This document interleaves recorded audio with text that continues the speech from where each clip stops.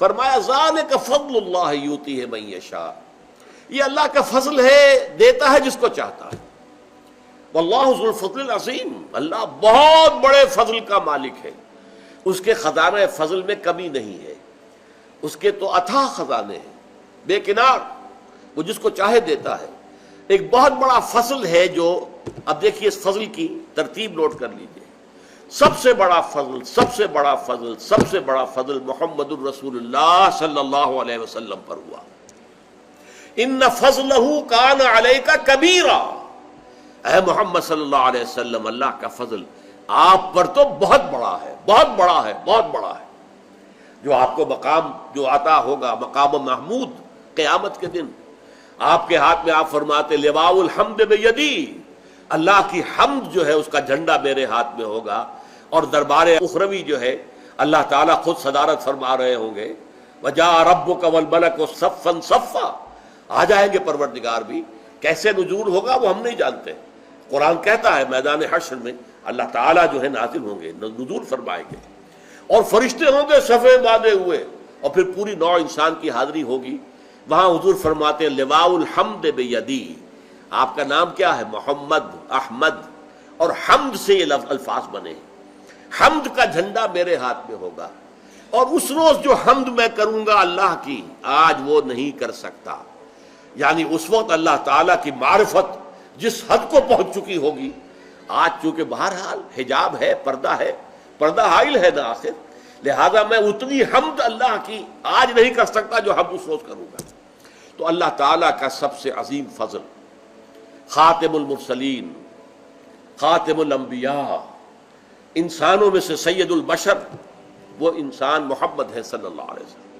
پھر بہت بڑا فضل ہو گیا امیین پر، کہ حضور ان میں سے تھے نمبر ایک۔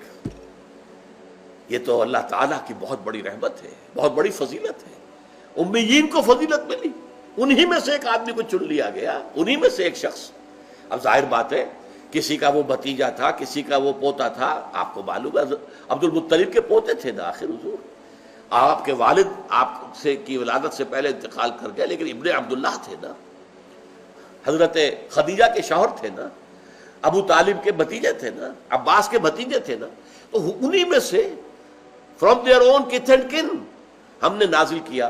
تو معلوم یہ ہوا کہ بہت بڑی فضیلت کا مقام جو ہے وہ عربوں کو حاصل ہو گیا، بنو اسماعیل کو۔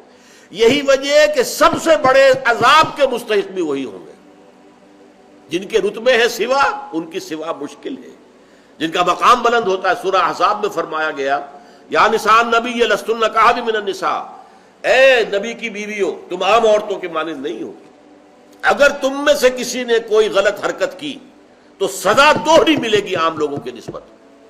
جب تمہیں اللہ نے یہ کچھ دیا ہے، محمد کے گھروں میں آباد کیا ہے، تو تمہارا مقام تو بہت بلند ہونا چاہیے۔ تمہیں تو امت کی تمام خواتین کے لیے اسوہ بننا ہے، نمونہ بننا ہے۔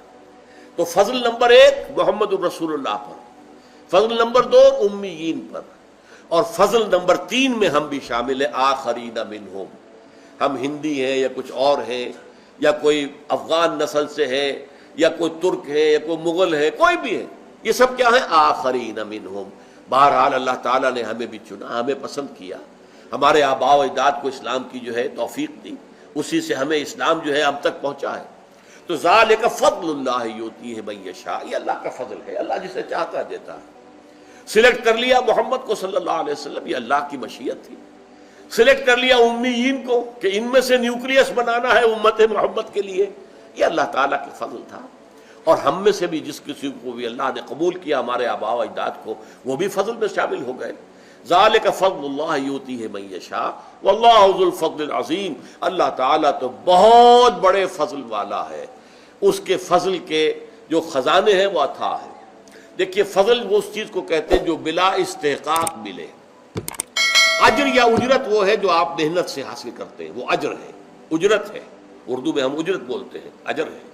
لیکن فضل جو بلا استحقاق ملے، آپ نے ایک مزدور کو ہائر کیا، 8 گھنٹے کام کرنا ہے، 100 روپے مزدوری تھی، شام کو آپ نے 100 روپے دے دیے، وہ 101 ڈیمانڈ نہیں کر سکتا۔ لیکن اگر آپ نے دیکھا ہے کہ اس نے بڑی محنت سے کام کیا، چاہے کوئی سپروائز کر رہا تھا یا نہیں کر رہا تھا، ہی واز ورکنگ، آپ نے اس کو 10 روپے 20 روپے اور دے دیے. یہ فضل ہے, یہ آپ نے دیا ہے جس کا اس کے لیے استحقاق نہیں تھا. He couldn't demand it. تو اللہ سے کوئی انسان بھی کوئی شے ڈیمانڈ نہیں کر سکتا. جو بھی کچھ اللہ دیتا ہے وہ فضل ہے. روزی ہم اگر کماتے ہیں, محنت کرتے ہیں, بھاگ دوڑ کرتے ہیں, اس کے لیے چاہے دفتروں میں گھس گھس کرتے ہیں اپنے قلم سے, اور چاہے کسی چلاتے ہیں, اینٹیں ڈھوتے ہیں, یا کہیں کارخانے میں کام کرتے ہیں یا دکان, لیکن جو کچھ ملتا ہے اسے اللہ کا فضل سمجھو, اپنی محنت اور مزدوری کا حاصل نہ سمجھو. لہذا سورہ جمعہ ہی کے اندر آ جائے گی وہ آیت, فَإِذَا قُضِيَتِ الصَّلَاةُ فَانتَشِرُوا فِي الْأَرْضِ وَابْتَغُوا مِن فَضْلِ اللَّهِ. جب نماز جمعہ ادا ہو چکے تو اب تم پھیل سکتے ہو, جاؤ اپنے اپنے کام پر, جاب پر, اپنی محنت پر, دکان پر, ریڑھی پر, جس پر بھی چاہو محنت کرو, اللہ کا فضل تلاش کرو. تو جو کچھ ملے گا وہ اللہ کا فضل ہے. یو کان ڈیمانڈ اٹ فرام اللہ. یہ آپ کا حق نہیں ہے, یہ اللہ کا فضل ہے جو اللہ دیتا ہے. بارک اللہ لی ولکم فی القرآن العظیم ونفعنی وإیاکم بالآیات والذکر الحکیم.